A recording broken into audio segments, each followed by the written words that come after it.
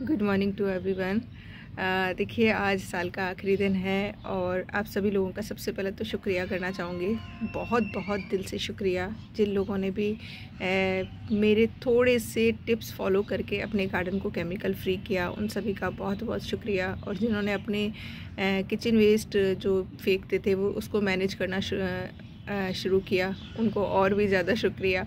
और जो भी जितना हो सक रहा है उतना नेचर के लिए काम कर रहे हैं, उन सभी का दिल से बहुत शुक्रिया। और आप लोगों के सपोर्ट एंड ब्लेसिंग्स की वजह से ही आज मैं इस लेवल पे हूँ कि आप लोगों के साथ अपने एक्सपीरियंस शेयर कर पाती हूँ। आज हालांकि बहुत ठंड है, बिल्कुल धूप का नामो निशान नहीं है और एक दो दिन ऐसा ही रहने वाला है मौसम। लेकिन टेरेस पर आए बगैर तो नहीं रहा जाता, चाहे पानी देना है या नहीं देना है, इन फूलों के पास आना बनता ही है। और आप लोगों के रेगुलर जो कमेंट बॉक्स में सवाल होते हैं, मुझे लगता है साथ के साथ उनका रिप्लाई करती रहूँ तो ज़्यादा बेटर रहता है, क्योंकि मैं मिस कर जाती हूँ कई बार और कई लोग नाराज़ हो जाते हैं कि मैम आप हमारे रिप्लाई नहीं करती हैं।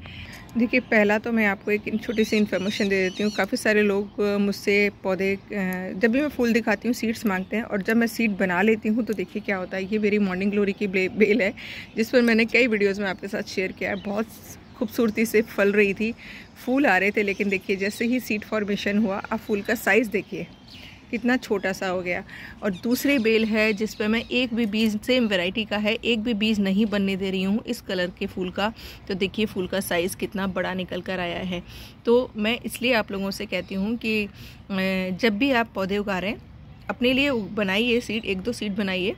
लेकिन अगर आप ज़्यादा सीड बना लेते हैं तो फूल का साइज़ कम हो जाता है, क्वांटिटी कम हो जाती है और पौधा धीरे धीरे करके ख़त्म भी होने लगता है। सीजनल प्लांट की बात कर रही हूँ ये मैं। और जब भी कोई नया फूल दिखाती हूँ तो उसके सीड्स आप मांगते हैं, तो देखिए मेरे पास अभी कुछ पौधे अभी जस्ट आए हैं और वो इतने छोटे छोटे से हैं कि मैं भी नहीं चाहती कि मैं स्टार्टिंग से ही उनमें सीड बना लूँ। तो नेचुरल है पौधे का, सिर्फ मैं एक एक सीड पॉट बना रही हूँ जिससे कि मेरे पास वो वैरायटी सेव रह जाए, बाकी मैं नहीं बना रही हूँ। क्योंकि देखिए मैं कोई मेरी नर्सरी भी नहीं है और मेरा कोई बीज भंडार भी नहीं है कि मेरे पास जो सीड्स होते हैं सिर्फ उनकी शेयरिंग करती हूँ। कुछ कुछ सीड्स जैसे कि आपके गार्डन में भी वो पहुंच पाए। तो क्वांटिटी की बात मत करा करिए, सिर्फ क्वालिटी। एंड आपके पास 2 सीड्स भी अगर मैं भेज रही हूँ ना तो उनका जर्मिनेशन 100% हो जाएगा। मैं अपने टेरेस पर फर्टिलाइज़र के रूप में या खाद के रूप में क्या चीज़ यूज़ करती हूँ वो मैं अक्सर आप लोगों के साथ शेयर करती आई हूँ। और आज कल एक मैम का सवाल था कि मैम डिकम्पोज़र तो है मेरे पास, लेकिन उसको सेव कैसे करके रखना है, क्या वो मल्टीप्लाई हो जाता है या वो ख़राब हो जाता है। तो देखिए ये मेरा डिकम्पोज़र है जिसको मैं हर 15 दिन में तैयार करती हूँ। और मैं क्या करती हूँ, ये मल्टीप्लाई हो जाता है। तो आप इसको 2 लीटर भर के एक बोतल में सेव करके 2 लीटर या 5 लीटर एक अलग से कंटेनर बना लीजिए जिसमें आपको सेव करके रखना है एवरी टाइम। और जब आपको बनाना है आप बकेट को भरिए। ये मेरी 20 लीटर के पानी की बकेट है जिसको देखिए अभी मैंने हाफ पर रखा है, फुल भर दूँगी। इसमें आप गुड़ डालिए 100 ग्राम और 20 लीटर पानी लीजिए, उसमें डिकम्पोज़र डाल दीजिए। मतलब 19 लीटर पानी ले लीजिए, 1 लीटर डिकम्पोज़र जो आपने बना के रखा हुआ है वो डाल दीजिए। ये वापस से मल्टीप्लाई हो जाएगा। मैं जो अपनी बोतल है 2 लीटर की उसको वापस से फिल कर लेती हूँ, फिर साइड में रख देती हूँ। इस तरीके से ये मैं मल्टीप्लाई करती आती हूँ। ख़रीदना कहाँ से है, देखिए ओरिजिनल वेस्ट डिकम्पोज़र के नाम से आप यूट्यूब पर सर्च करेंगे तो आपको बहुत सारे नंबर्स मिल जाएंगे, आप वहाँ से परचेज़ कर सकते हैं। तो ये एक्सपायरी होती है इसकी डेट जो उन्होंने मेंशन की हुई है, 3 या 4 साल मेंशन की हुई है। तो 3-4 साल तक तो देखिए कुछ भी नहीं होता है और आप रेगुलर मल्टीप्लाई करते रहते हैं। देखिए ये जो झाग आ रहे हैं ना, यही साइन है कि आपका डिकम्पोज़र बिल्कुल ठीक है। और ये बैक्टीरिया हैं और जब आप इसको हिलाएंगे ना तो एक अलग टाइप की आवाज़ आएगी।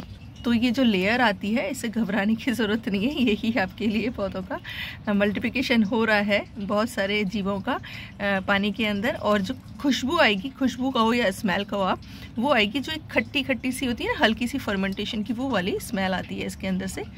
तो आप इस तरीके से बना के रख लीजिएगा। मैं हमेशा ही 2 लीटर अपने पास सेव रखती हूँ बनाकर, और जब भी मल्टीप्लाई करना होता है उसमें से 1 लीटर पानी में मिक्स कर देती हूँ। फिर जब ये बन जाता है तो उस बोतल को मैं वापस फिल कर देती हूँ। तो ये 2 लीटर का बोतल मेरा एवरी टाइम भर के मैं रखती हूँ अपने पास और इसी से मल्टीप्लिकेशन करती रहती हूँ। तो आप भी इस तरीके से कर लीजिएगा। और इस टाइम इतनी ठंड है टेरेस पर, ऐसा लग रहा है पौधे भी बेचारे ठिठुरे हुए हैं। तो आप इनको रेगुलर लिक्विड फर्टिलाइज़र में सरसों खली देते रहिएगा। जो पौधों की रिक्वायरमेंट है उसके हिसाब से आप अलग अलग लिक्विड फर्टिलाइज़र डालते रहिएगा, जिससे इनको ताकत मिलती रहे और ये ठंड में बच सकें। क्योंकि ठंड में बचाने का काम आप नहीं करेंगे, जो मिट्टी में रहने वाले जीव हैं वो करते हैं। तो आप बस मिट्टी को जीवित रखिए, बाकी सारा काम प्रकृति मैनेज खुद कर लेगी।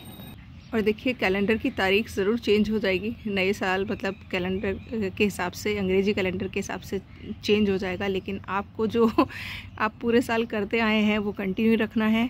जितना हो सके नेचर के पास जाना है, जितना हो सके नेचर के लिए काम करना है। सारी चीज़ें प्रकृति में रहने वाले जीव मैनेज करेंगे। बस करना क्या है, मिट्टी को जीवित करना है, मिट्टी में कोई केमिकल नहीं डालना है। क्योंकि मिट्टी में रहने वाले जीवों की सुरक्षा करके आप बहुत बड़ा पुण्य का काम कर रहे हैं।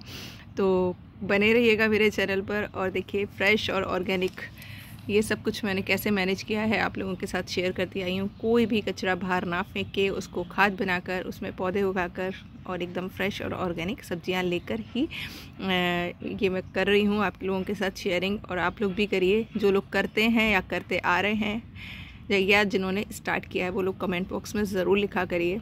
Thank you for watching. Channel पर बने रहिएगा। इसी तरीके के कुछ वीडियोज़ आप लोगों के साथ शेयर करती रहती हूँ अपने एक्सपीरियंस, और आई होप आपको पसंद आते हैं। Thank you for watching. Channel को सब्सक्राइब करना चाहें तो कर सकते हैं। Thank you.